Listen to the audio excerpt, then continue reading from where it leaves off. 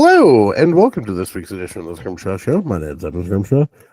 Joining me on today's show is a veteran Alberta political strategist, one of the best in the business, one of the sharpest minds that I know, Sarah Biggs. How are you?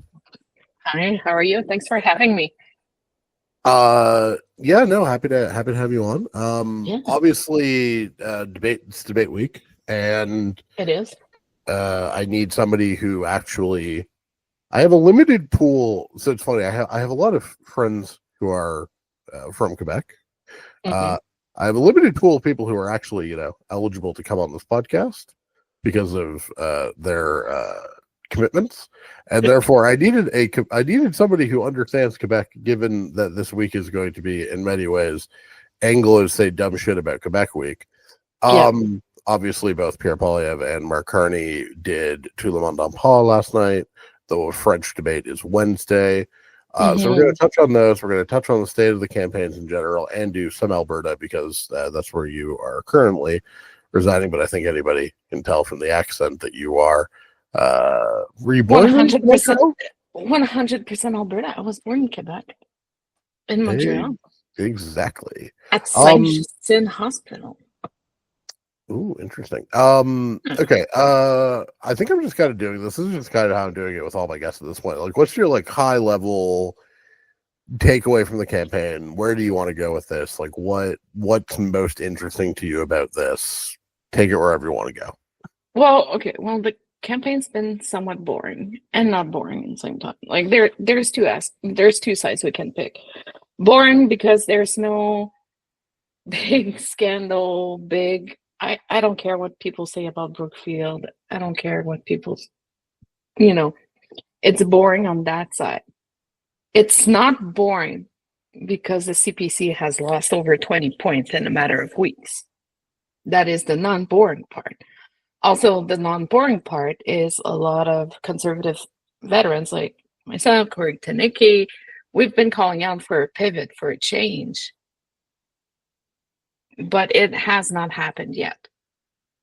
So those are that's how I see the campaign right now. It's not a fascinating campaign. It's not a all steam ahead campaign. It's just hey, we're trying to find the most sane person to be able to deal with the toddler that is running the United States of America right now. Who can handle him? And there's I'm going to say this, a lot of conservatives are going to hate me for that, but there's one person that Trump respects, and it's bankers. Yeah, of course. And I think it's, I guess we'll just start with the conservative campaign that refuses to pivot. Premier Doug Ford on the conservative campaign and Kory Teneycke, I still have not gotten the pronunciation on this. And the problem is I could just listen to David Hurley's podcast, but you could. But I have a better chance of putting a bullet through my brain than ever listening to the Curse of Politics willingly. So if Kory was running the campaign, I don't think Pierre Poilievre would be in the position that he's in right now, but There's still a lot of time left. We still have debates, but sometimes the truth hurts. Yes, the truth always hurts when it's warranted. Ford, thank you for Doug Ford. Welcome to the resistance. It's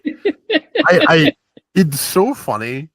I'm just gonna do this because you're not gonna properly say this because you're you and you're not gonna do this. A lot of people who are praising Kory's interventions, and he's entirely correct. This campaign is a disaster, and Poilievre's tone is a disaster, and all of this. He is not the first person to do it. He is not the first person to identify that these issues, and he's not even the first conservative to identify these issues. You did it on fucking West of Center in fucking February. So take your bow, please. Yeah, but I'm not a male. I'm not 50 years old. Doesn't that say quite a lot about a political party that's about to lose right now because they're getting, destroyed with women? Yeah, but then we have a male in his 50s going after a woman. It makes it more interesting than women in their 40s going after women in their 40s. Jenny Byrne, like she had great successes, but what I'm seeing and what I've seen over the past 5-6 years is that echo chambers are so fucking toxic. Echo chambers are so dangerous. I always make a point for myself to make sure that I will always go outside of those echo chambers, right? I talk to everybody. I try to understand everybody's point. When I work, I'm not solely laser focused on what I think. It's got to be by consensus. You need to listen to people. You need to understand the pulse on the street. And what they've been doing for the past, fucking 2 months has not been working. Axe to tax is so 2023. Tough on crime is so 2024. Trump got in the White House. He thrown tariffs on us. It took Poilievre about 10 days to come out and say something about it. Really, it's like if they were prepping him for like a full week and really took him time to understand really what was going on. And Carney beat him to it in those actions. We saw he went to, he took a few actions, the American bonds thing. And, he went to Europe. He was very criticized for that. But at the end of the day, is that when you don't know, you don't know. And you need to reach out to the people that can help you understand. And they have not been doing that. Everything has just been so tone deaf. 3-word slogan, accept tax, build the houses, stuff on crime. Okay, but there's multiple issues that could be a ramification, down the line. It's not just be tough on crime. It's addressing the issues. We're saying, well, we want to make sure, they want to send people for a minimum 10 years, a third strike. Okay, sure. But do we have enough social nets when they're getting out to try to rehabilitate them? Individuals that are going to be, they're kind of adopting the open brackets Alberta model for recovery. I lost a cousin to that model. It's not working. It is not working. There's too many cracks to fill, and they're walking around claiming that they have the solution to everything when they do not, because they genuinely do not have the capability of understanding real social issues right now. Well, and the problem with Poilievre is that he's trying to be this populist fighter, right? He's trying to be a capital D, capital K, capital C, different kind of conservative, right? But look at the policy announcements he's made. This weekend he's trying to do like the Accountability Act 2.0, Canada First, Economic Action Plan. Okay, so literally just ripping off 2 Stephen Harper ideas. Yep. But even beyond that, right? It's tough on crime policies.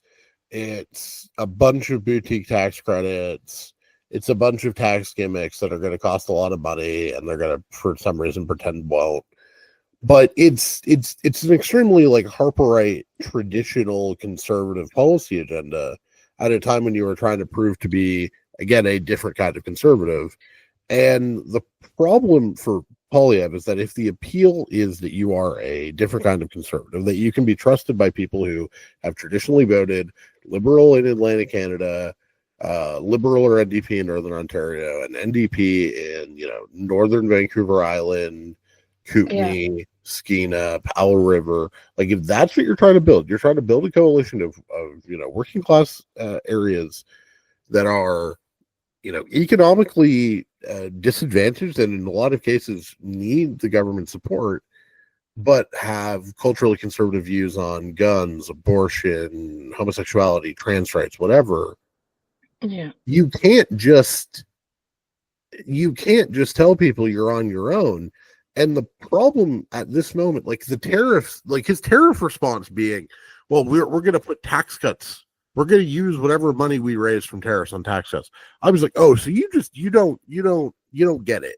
You don't fundamentally understand it. Because if you are an auto worker in Windsor who gets fired, right? The tax cut will do shit for him.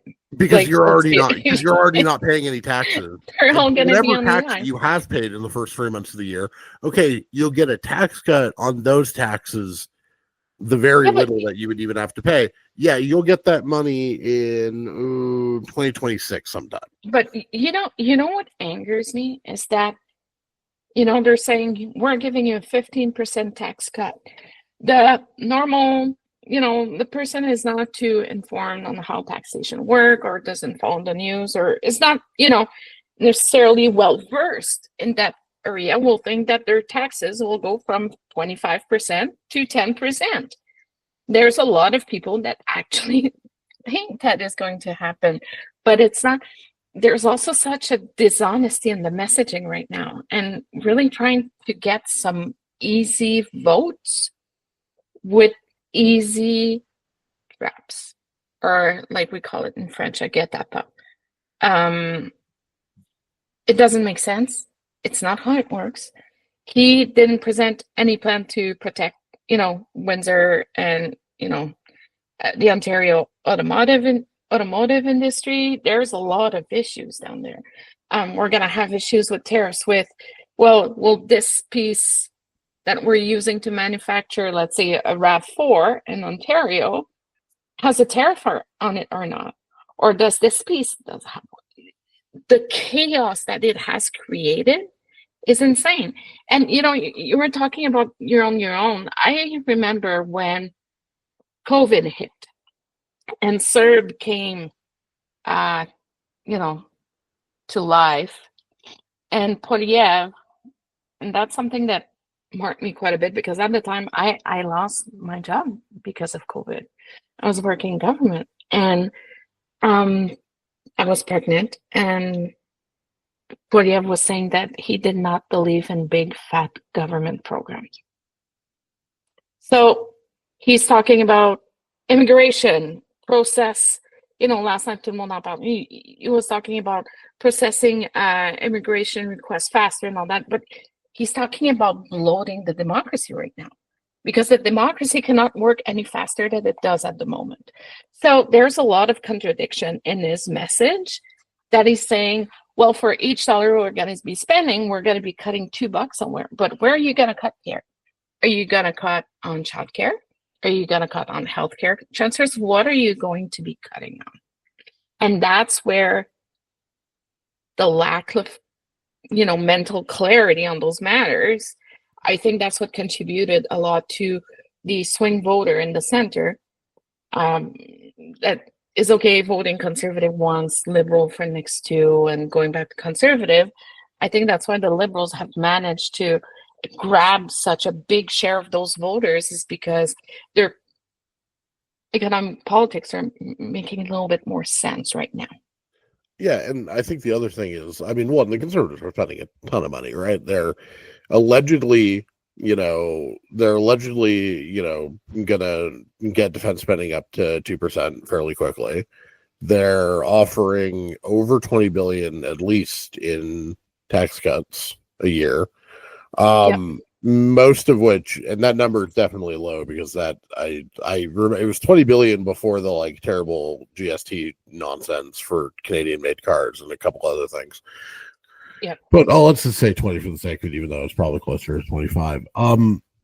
They're most of which really, like the TFSA thing, literally who cares? Respectfully, you can't talk about struggling Canadians and then be like, also who has an extra $5,000 to invest tax free.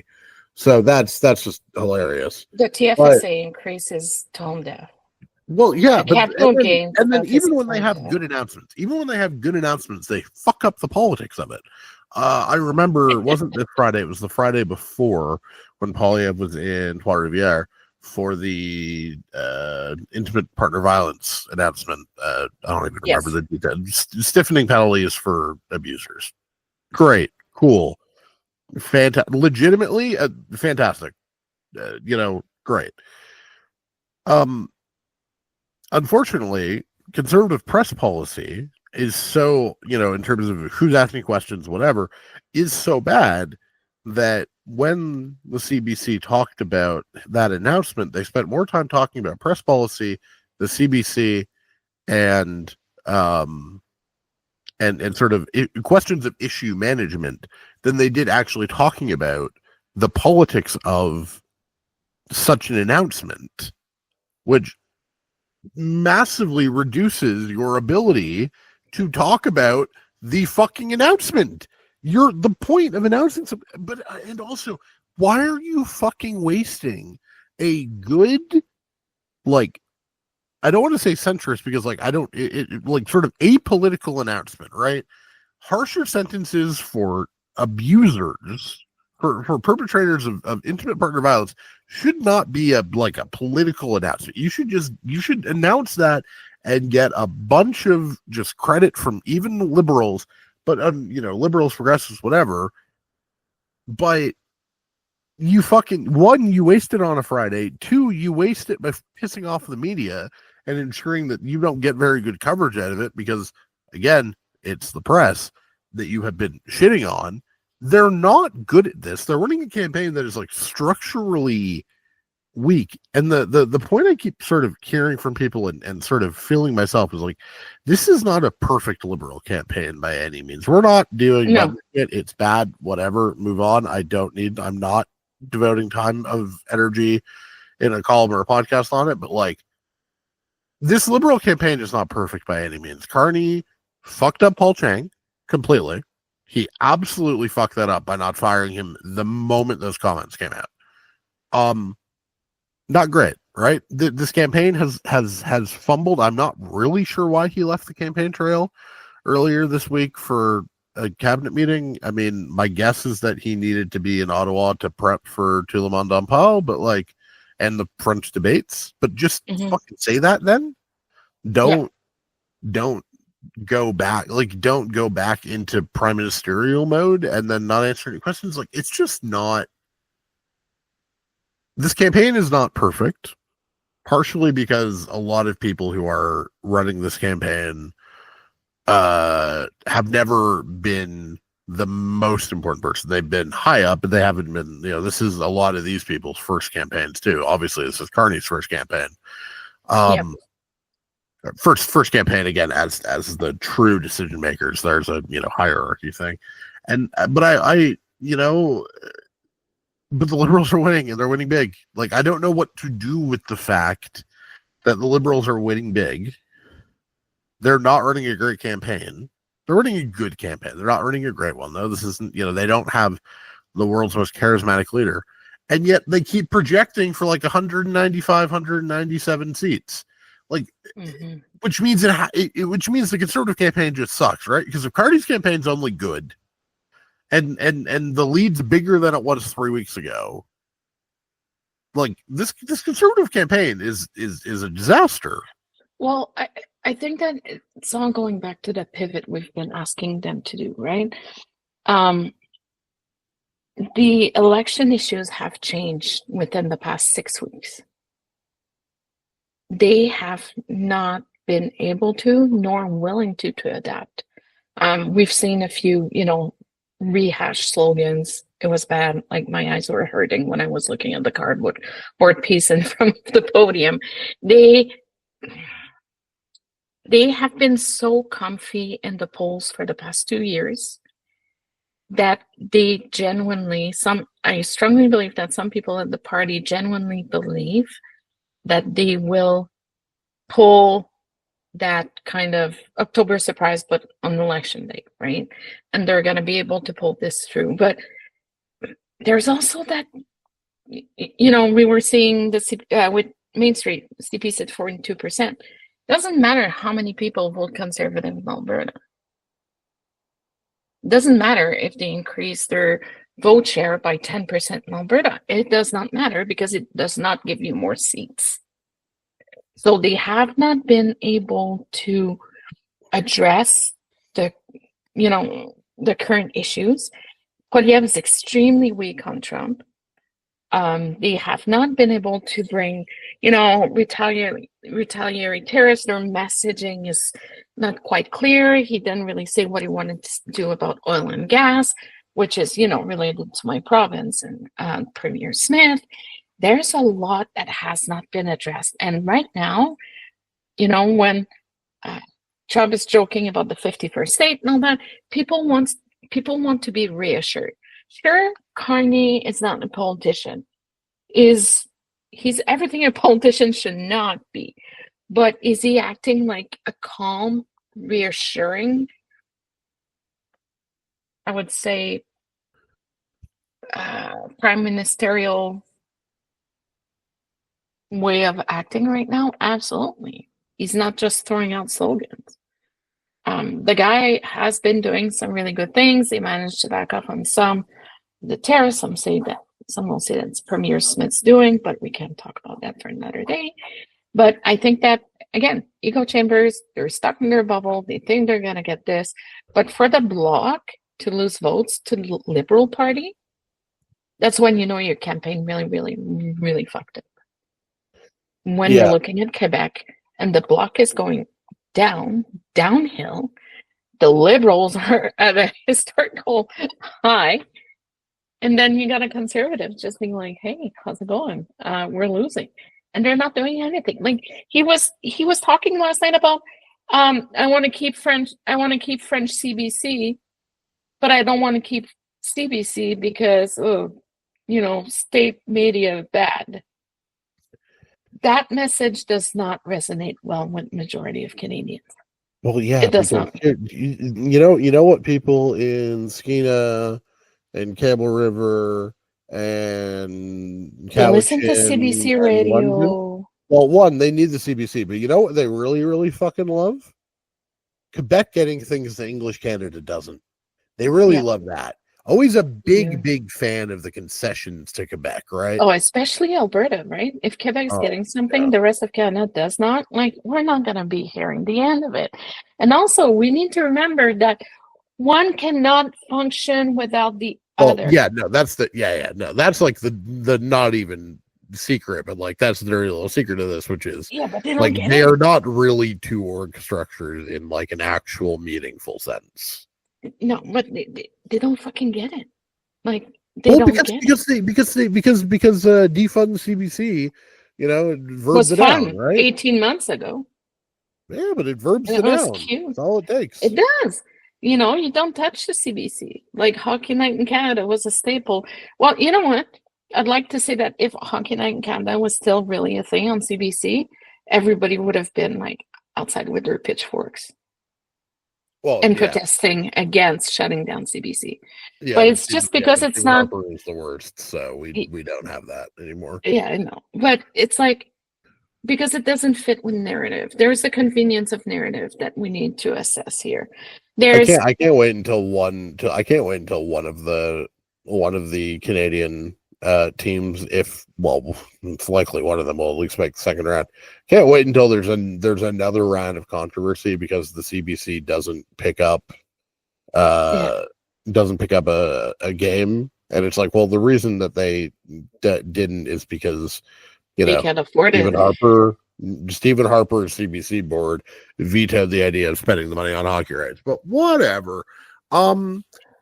Obviously, so you brought up Quebec. I kind of want to dig in there. The quality of English Canadian commentary on the race in Quebec has been, to be polite, apocalyptically fucking terrible. Everybody has been like, well, how could Quebec ever vote for Mark Carney? His French isn't very good. Treating Quebecers like they're small children who can't think for themselves and can't have any thought other than, well, how good is his enunciation? His French, by the way, was certainly better last night on Tout le monde en parle than it was 2 months ago or a month ago. Well, the dude's been working on it, right? You can tell he's been working on it. It's been putting in the time and the effort. But we'll give him that. A lot of the commentary in Quebec has just kind of assumed the idea that, like, yeah, well, his French is shit, so they're never going to vote for him. And it's like, well, that's A, not happening in the polls, but B, this is, I think, the sort of theory I'm running with. I'm going to write it up for Wednesday morning. Wednesday's French debate, right? Yes. So I'm going to write it for Wednesday. Is that this is probably the most Canadian election in Quebec. It is generations where the issue set in Ottawa, Toronto, Windsor, London, Quebec City, Montreal, Edmonton, Vancouver, like it's all the same, right? There, usually when we get to a Canadian election, it's like there's the English Canadian issues, and then there's the Quebec stuff, right? There's you go and make your big announcements in Quebec, and the questions in Quebec are always about different shit, and it's always this very like they are really two campaigns stuck together. It's two campaigns. Yeah. But here the issues that matter to Quebecers are the issues that matter to Canadians. Yes, it's the first election that I've seen that national unity matters in Quebec. Right. And so, I mean, what do we think? How do we think Wednesday is going to go in the French debate? For the French debate on Wednesday, Blanchette's going to be putting up a good show. And he always had a good stage presence. He's always been trying to get some gotchas, even if I hate gotchas. It's always a little bit interesting. I'm trying to see if Poilievre's going to be able to bring substance and answer, really answer questions, if it's even the debate prep, or he's going to be repeating his slogans, which could bore the hell out of Quebecers. And we all know that Carney is going to be super prudent with very slow, well-spoken French, really trying to explain what he's going to be trying to do. So it's going to be interesting to see. It's not going to be a slam dunk, but do I believe that the debates this week will has a chance to play in Poilievre's favor? Absolutely not. And the reason why is because, unfortunately, in this election, he lacks substance. He's all about slogans. Yeah, I think the French debate, I think the funny thing is a good Poilievre performance is probably good for the Liberals. Not probably, it is good for the Liberals. Because what the Liberals would love more is the Bloc to just keep falling. And I think it's Main Street right now that has Liberals at 44, Bloc at Conservatives at 30 in Quebec, and the Bloc at 16. Liberals would fucking take that.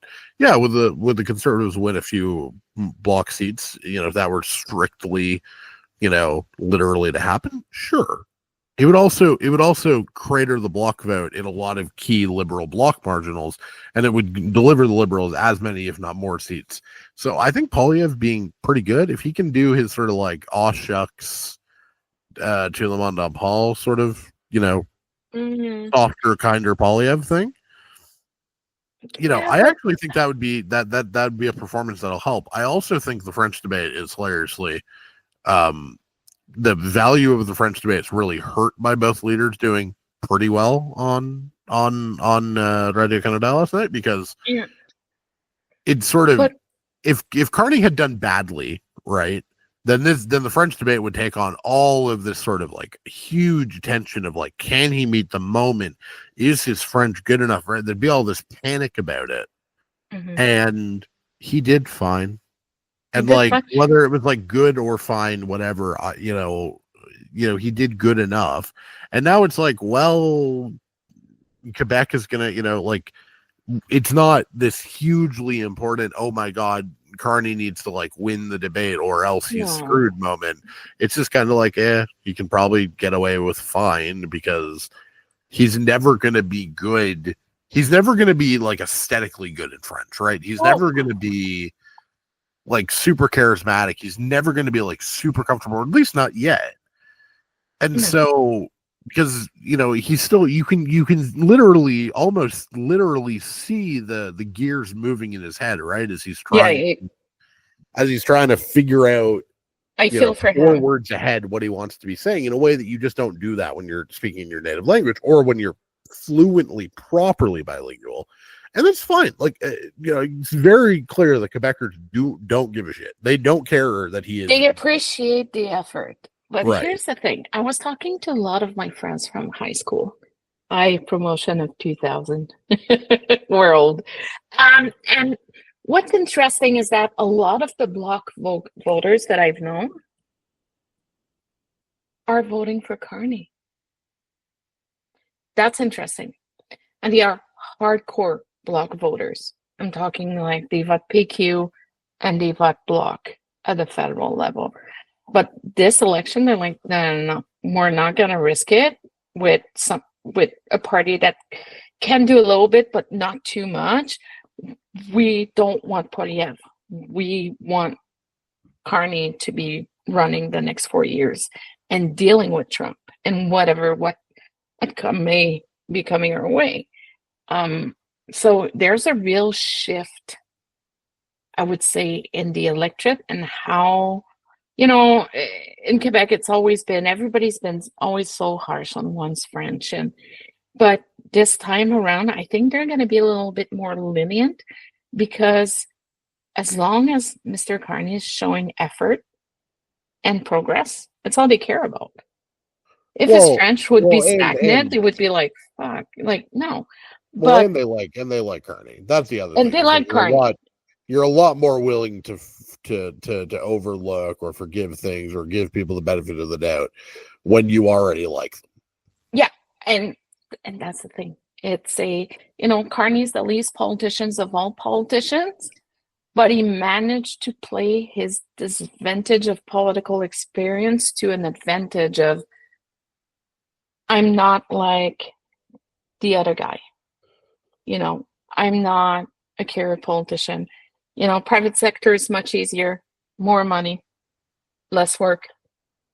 But you know what? I feel like I have to step down. And that's something that Poilievre has failed to really put, and as a conservative, conservatives like me have literally been, we don't belong to that party anymore. The new base has taken over, the anger, the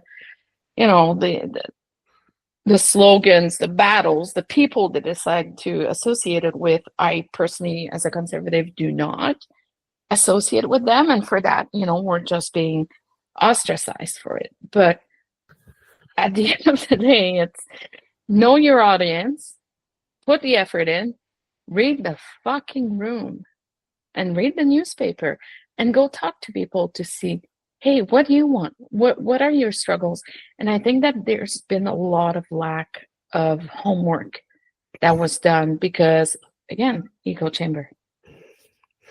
Yeah, I mean, the funny thing about Poilievre is that he's running a very, in what would probably be described in English Canada, it's a very like post-media campaign. Yep. It's a campaign for people who read the National Post and who read the Sun outlets. Yep. And his Quebec campaign feels like a very Quebecor campaign. Yeah, well, Quebecor and the Sun are pretty much the same thing, right? Well, yeah. But like it's very much a campaign for people who read the Journal de Montréal, which is Yeah, so it's a very JDM campaign was what I was going to say, isn't it? And it's not really a La Presse or a Le Devoir. Let's say that when I'm back home, Journal de Montréal is not when I pick up at the corner surf. I feel like I want to read the newspaper. Right, and it's just very funny to me that's the campaign that they're running, and it's like, yeah, you're probably going to do well with those kinds of voters. You realistically, that was your 17% anyways. Like, but it's the new base you and I keep talking about. They've built a new base over the past 5 years that are a very specific demographic that were brought in because during COVID, anger about the borders, and then they were angered because the borders were not open. Then they were angered because the vaccine was not coming in, and then they were angered because vaccination was mandatory. And it was full of controversies and false equivalencies, and they have brought in that type of voter. I'm not trying to diminish anyone here. I'm just trying to say there's different kind of voters, like Maxime Bernier and his PPC guys. It's a different kind of voters than the CPC, but they have managed to round up the Scooby Gang and to their disadvantage because it pushed them further to the right. Yeah, I don't know what Well, I think so. I think the French debate is probably going to be nothing burger, and it's going to be just a cacophony of terrible takes. Unconsequential. Canadians. It's going to be a terrible. It's going to be a terrible series of takes on Twitter from English Canadians who are watching the translated version. That they're pretending that they understand Carney's French and they can speak. Oh no, they're not even going to try and do that. They're just going to watch the. They're just going to watch the feed with translators. I'm going to look. I'm not even positive I'm going to watch the fucking French debate. I might, I'm not even guaranteeing I'm going to watch because that's just not what I'm doing. I will be live blogging the English debate, and then I'll be recording a podcast immediately after, so that'll go up Friday morning. So, but yeah, but that's part of the thing is that, I understand actually that I am not the intended audience for this, and my commentary is not needed on the English debate. No. Or on the French debate. Oh, no. It might not be needed on the English debate either, depending on your views. It's debatable. But, I think the English debate is interesting. I think it's slightly more important. I think Poilievre is better theoretically at a debate as a sort of spectacle. But judging debates is always two very different things, right? Is judging it as a piece of performance art, right? Which is were you funny? Were you witty? Were you the Tom Mulcair creepy smile in 2015, right? Yep. Those that stuff, yeah, you can I don't know that Cardi's going to be the most comfortable on that stage just from a literal performance art standpoint. But is Poilievre suddenly going to have a better answer on Donald Trump for the debate? Probably not. Is he suddenly going to have a better answer on, is he going to have a better answer on why he's voted against childcare, pharmacare, and dental care and now claims that he supports them? No. Is he going to have a better answer on where the money's going to come from for all of his tax cuts and all of his spending commitments? Especially when he doesn't want to see a single mother struggling paying her rent because those programs don't help at all. Right. So is he gonna have a better answer on how he's gonna continuously lock up all of these criminals when we already don't have jail capacity? No. It's all those beautiful plans. Is he gonna have a better answer on whether or not he will rule out cuts to healthcare transfers to fix the budget? No. Is he going to have a better answer on? I could literally just keep doing this bit forever. Well, and that's why have a better answer on what his non-carbon tax plan to reduce emissions is. No, but that's why. Then how is he going to win the debate? Right, but that's why we've been calling for fucking people are like, oh, he's a great debater. Look at all these sick owns in the house. It's sure, buddy. Is he? But the thing is, if he walks on stage and his answer to how you deal with jail overcrowding is, well, some people stay and some people leave, and they just leave cells open for people because they know they're going to come back in. Man, you're going to need a better answer for that, and especially the budget stuff. He was the one who made the deficit such a big fucking deal, and now he's spending like a drunken sailor, and there's no universe in which he has going to have an answer that works on this. And he's been, Brian Lilly has more questions than CBC. It's what CBC and CTV combined. He's not taking tough questions. Half of his questions that he does take at these press conferences are from friendly journalists or from, half of them are from local media, most of whom don't ask great questions. No, and he was bragging about this yesterday at Toronto Pound that he was, encouraging local media. Yeah, the problem is that that's a great way. That's a great way of not. That's a great way of not getting any usable, any tough questions, which will leave you unprepared for a debate. At which point, I don't see how Poilievre is walking out of the debate stage with a big enough victory that he wins the election. The tide is flipped. Do you want to do you disagree? Do you agree? No, I agree with you. And again, I'm going to sound like a broken record, but the lack of willingness to see the need for a pivot and the need, or just even the need for a pivot, shows that he can't win this, because People will know what he's about. People will know what he's, going to go for. There's no way out for him. There's absolutely no way out for him at this point. He made his bed, and he can try to say, oh, no, I'm not going to be cutting daycare. But dude, you don't like big fat government programs. And he's not going to be sure. They're going to have an idea of what kind of questions they're going to be getting, but he's not going to be able to veto them. So he's going to have to answer to everything. And I don't think that's going to fly well for him or for Ms. Byrne, to be honest. We could see some vulnerability from Poirier, I think, in the debate this week. And, it would be unfortunate for him and for the movement, because he has put himself into such a bubble for the past few weeks since the election's been called, that he's extremely vulnerable right now, because he has not been taking the hard questions, because he has handpicked other journalists that were going to be able to have a conversation with him, or there's a lot into it. So it's going to be interesting. But did he do a lot of mistakes and made himself did he hurt himself by not having a bus full of journalists following him? 100%. It's just such a dumb, needless mistake that is only going to piss off people whose goodwill that you are reliant on. Like, it's unfair in a, like, I guess, cosmic sense, that it's probably not good that, like, press availability does subtly impact coverage. But it's true. We know it's true. We know from the journalists who, literally openly were saying, whatever, but, it's pretty good that Trump's back, because, he at least answered our questions. Like, it's not great that the press care about the press, but it's also a reality of life. And if you are unprepared for a reality of life, what are you still doing? Like, why are you in politics? If you can't get your head out of your ass, I don't know. It's infuriating. If I were a conservative, I would lose my fucking mind at how bad this campaign's been. Yep.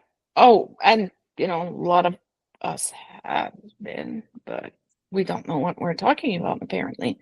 But what's fascinating is that, they're like, oh no, state media is bad, controlled messaging is bad, blah, blah, blah. But that's exactly what he's doing in his campaign. It's by blocking the journalists on the day-to-day, by handpicking and all that, he's creating an ecosystem, just like the private market in the United States been creating an ecosystem for Trump. And that can be extremely dangerous. So, I have lots of questions. So many questions.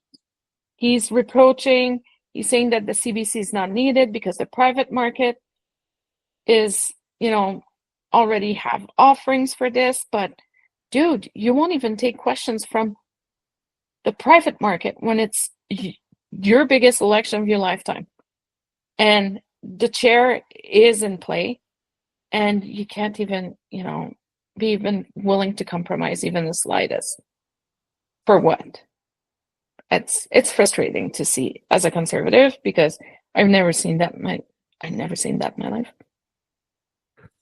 Obviously you're in Alberta these days. There's been a lot of talk. Apparently. That's what my tax return says.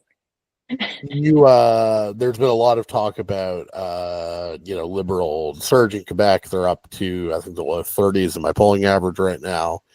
Obviously they won 2 seats on the new boundaries. Edmonton Center, well, they didn't actually win Edmonton Center boundaries. They will be winning. Yeah. And then Calgary and McKnight, where Cahola's now running in McKnight, right? I think. I don't even remember. I don't care enough. There's basically a handful of other liberal options that they could win. Amarjeet Sohi is running in Edmonton Southeast. Yeah. Calgary Confederation, Calgary Center, and Calgary Sky, and the new Calgary Skyview are sort of 3 targets in Calgary. There's a bunch of other Edmontons that, if it got, call it 5 or 6 points closer than it is now, even, you could see something, a Riverbend, Manning, something like that. Or if you see a surge in tactical ABC voting, maybe you could see some of those. Like if the NDP vote falls from the 14, 16 points projected, a bunch of those seats to, single digits, maybe conservatives would be vulnerable. I've always been a little bit skeptical. Polls in Alberta have a somewhat of a tendency to underestimate the conservatives. I think I'm sticking with 4 for now. I think it's my provisional opinion. Edmonton, Center and Southeast, Calgary's McKnight and Skyview. What are you hearing on the ground? What are you hearing from your people? Do you think I'm too pessimistic? Do you think the real breakthrough is here? Or are we looking at 4, maybe 5? Well, so I heard that some CPC MPs are extremely frustrated on how the kind of turn that the party has taken, but they are also not necessarily door knocking every single door and writing when they should be. Do I think that Calgary Confederation could be tight? Yes. Do I think it's gonna flip red? I'm not convinced yet, because Kory Hogan jumped in the arena last week, right? He was VP of Communication at the University of Alberta, University of Calgary, UFC. And he was on the podcast Strategist. He was, we used to call him director of propaganda for the Alberta government, but it's really like the communication machine. He worked under Natalie and Kenny. It is important to note that Mr. Kenny decided to keep him, during his term.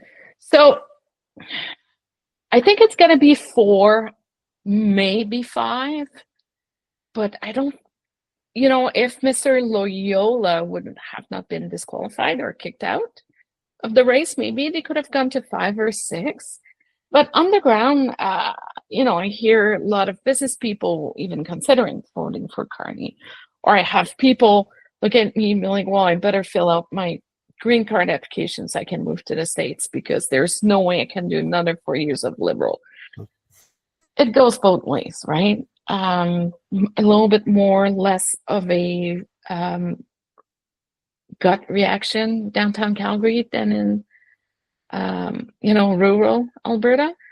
But it's going to be interesting. But even if, let's say the Conservatives are winning, it's not going to be,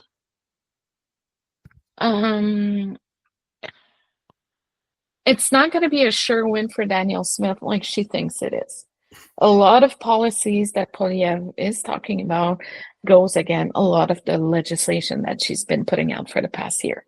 So let's say there's legislation right now that is out about post-secondary funding and some of the, federal intervention. There's also a new municipal bill that was passed recently that prevents municipalities from even, negotiating without the federal government, without the provincial government's approval.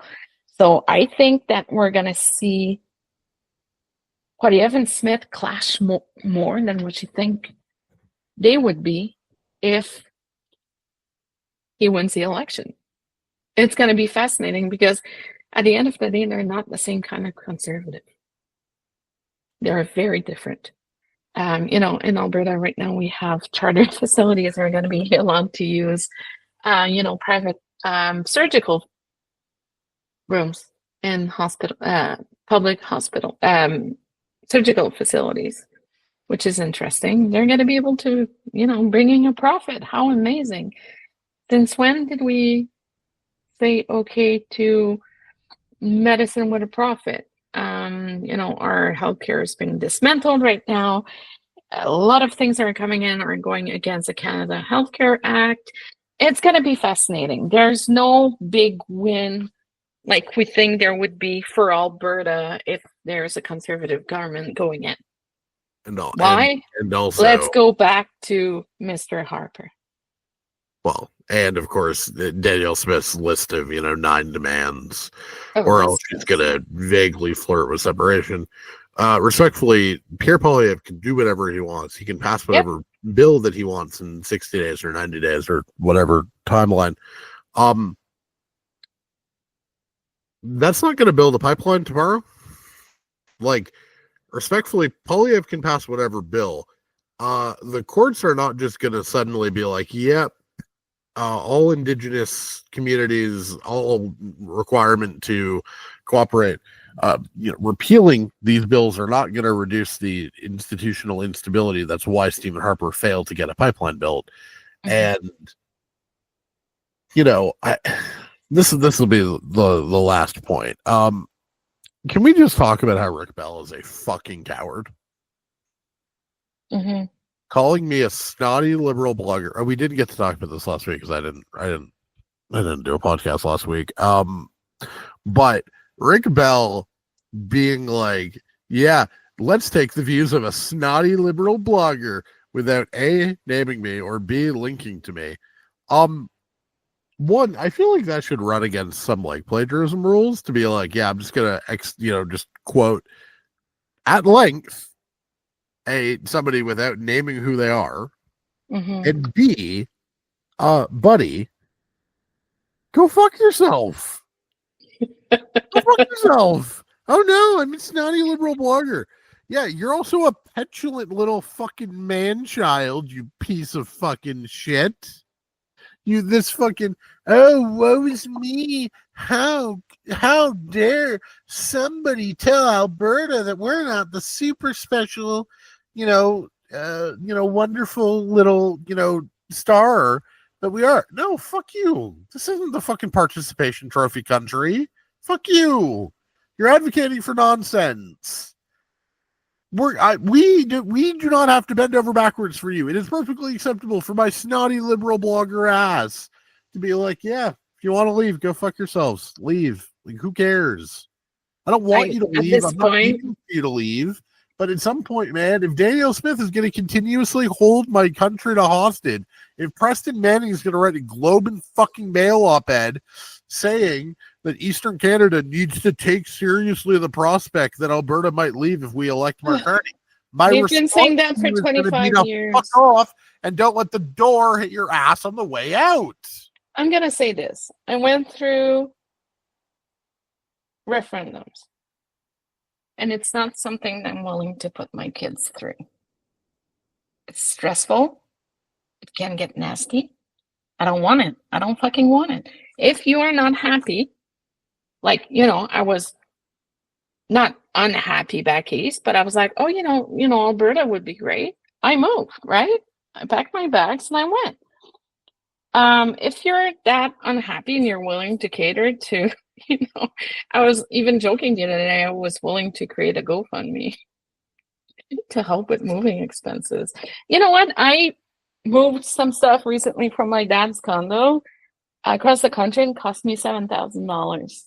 Moving down 300 kilometers wouldn't be that expensive. If they're not happy, go pay for your healthcare. Sure, our healthcare system's not perfect, but it's working and it's there for us.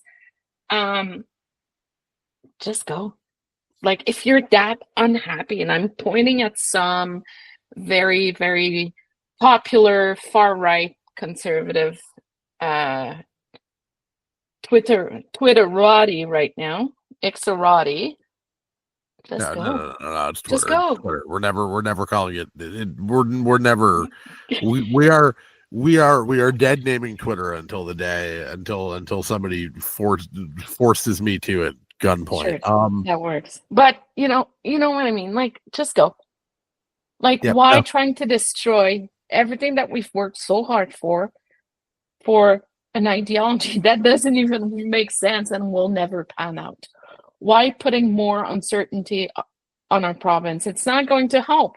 It's not going to do anything. Like, we're still fucked at the end of the day. So, I don't know. We can debate about that for hours and hours and hours, but I don't want a referendum. I really don't want one. I'm Canadian first. And I like my passport. Okay. I think that's a good place to end this. Sarah Biggs, thank you so much for coming on the Scrimshaw Show. You're welcome. If you follow her on Twitter, let me just get what your Twitter at is. It's Sarah B BYYC. I don't know. Read her. That's where I live. She does things. Pay attention to her. She's great at this.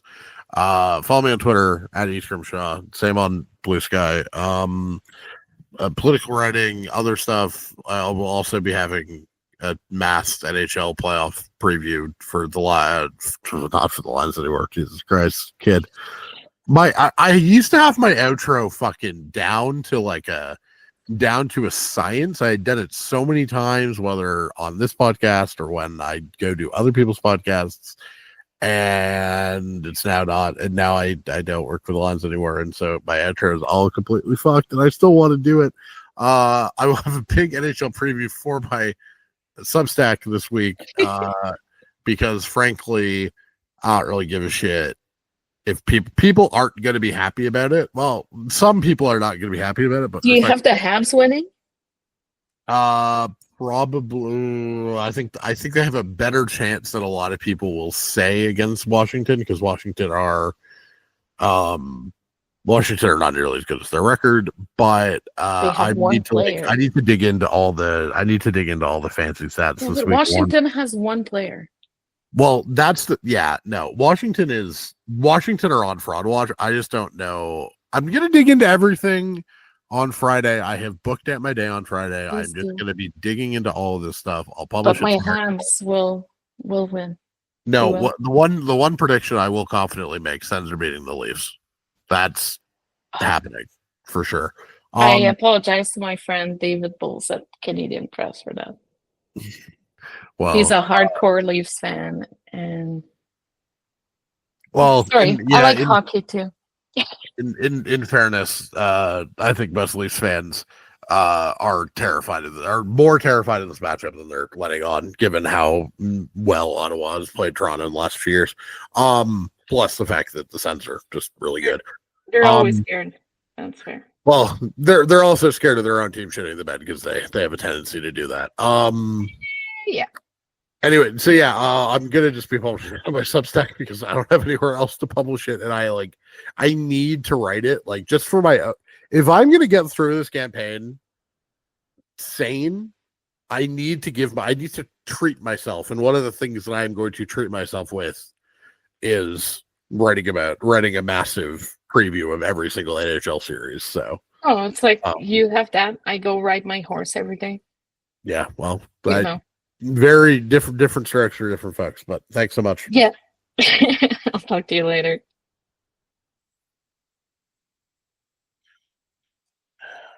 Are you done recording?